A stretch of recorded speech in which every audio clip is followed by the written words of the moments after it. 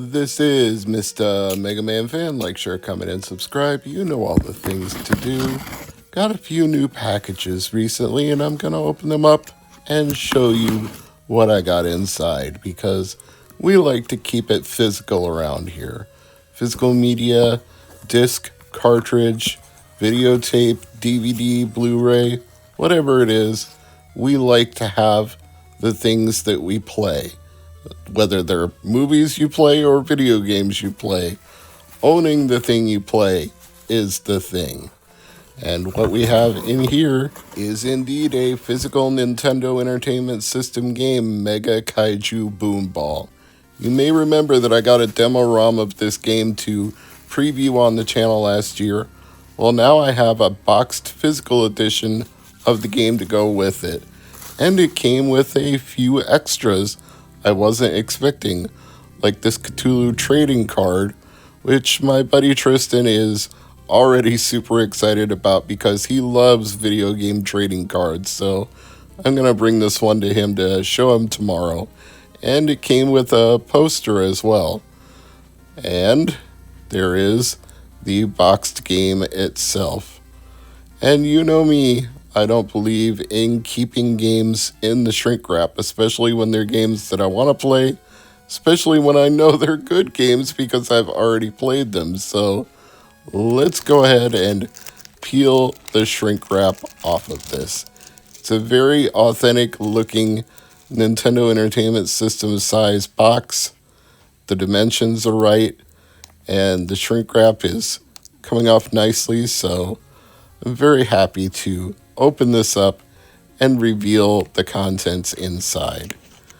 We of course have a NES cartridge, which comes in a generic non-Nintendo branded dust sleeve, standard grayish color. No warning labels on the back about not putting it in thinner or cleaner and not exposing it to temperature, but that's okay because it's not original NES stock, so I don't mind if it doesn't have that sticker on the back.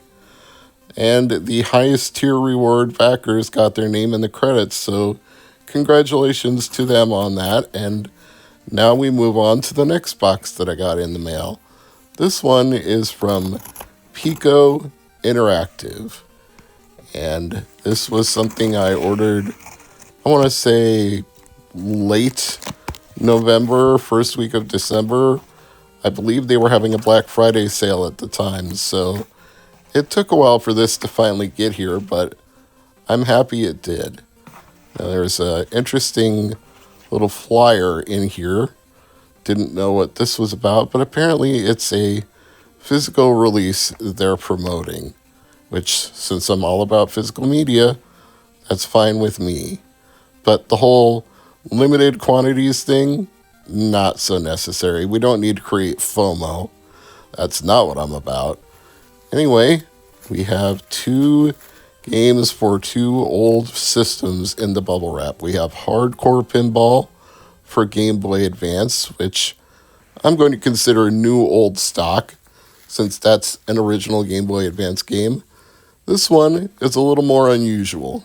You see, 40 Winks is an original Nintendo 64 game that didn't come out originally on Nintendo 64.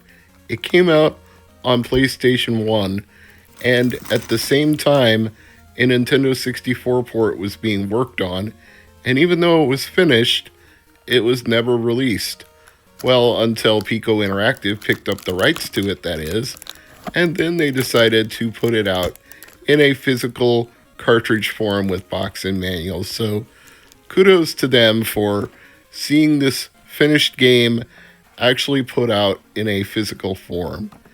This was also available if you bought an EverDrive 64 through Stone Age Gamer as one of the pack-in ROMs, so you would have something to try on your EverDrive. I guess you could call that a thank you for buying this product bonus, but it's also nice when you get pack-in ROMs with an EverDrive through somebody like Stone Age Gamer because you're paying a little bit more to get it from them instead of get it direct, but then you're also not having to deal with customs and long shipping delays getting it all the way from Europe. So it's kind of a good trade-off. You might pay a few bucks more, but you also get a few pack-in ROMs as a bonus.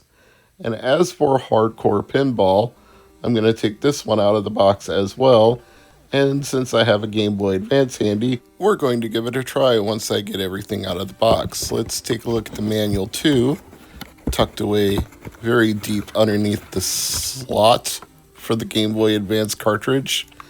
And it's a pretty thin manual, and it doesn't come with any of the bonuses that you see, like the precautions booklet or subscribe to Nintendo Power, but considering it's a Telegames release from Europe, that's not too terribly surprising. Anyway, let's take a look at the hardcore pinball gameplay, and as you would expect, well, it's a pinball game. What a shock, right? But it's got 4 different tables, it's got high scores, and you control the flippers with the L and R shoulder buttons, which is pretty typical for games like this. Now, I wouldn't have minded if they had used left on the D-pad and either the A or the B button for the right flipper, but whatever works is fine by me. And if you really want, you could just dump the ROM, play it in an emulator, and then set whatever controls you wanted. So you play it the way you want, but playing it on an original Game Boy Advance, that's how you play it. Well, I guess I shouldn't call this an original Game Boy Advance because it's been modified by my friend Phil to have a backlit screen like you would have seen in a SpongeBob Game Boy Advance SP. So it's nice to have the backlit screen in the wider hand form, which is actually a little more comfortable to hold than a Game Boy Advance SP. To wrap this up, and honestly to pad it out to 8 minutes long, here's some bonus footage from a pro wrestling game that I previously reviewed on this channel. Since the Royal Rumble is coming up in a few days, you can consider this a crossover, but I'll be honest, I am not super excited about the Royal Rumble going to Riyadh. I feel like the element of surprise for Royal Rumble entrance is going to be almost completely spoiled when people have to fly that far just to be at the show. You're going to know who's going, you're going to know who gets there. The element of suspense is almost entirely gone. There are other reasons I could object to it. The weak build to the show, the predictable winners and losers of certain matches. But yeah, I'm just not feeling the Royal Rumble that much this year for a lot of different reasons. But anyway, I did like this game when I played it on Steam, and that's a pretty obvious allusion to Randy Macho Man Savage, may he rest in peace. Anyway, this is Mr. MegaManFan, and as always, thank you for watching.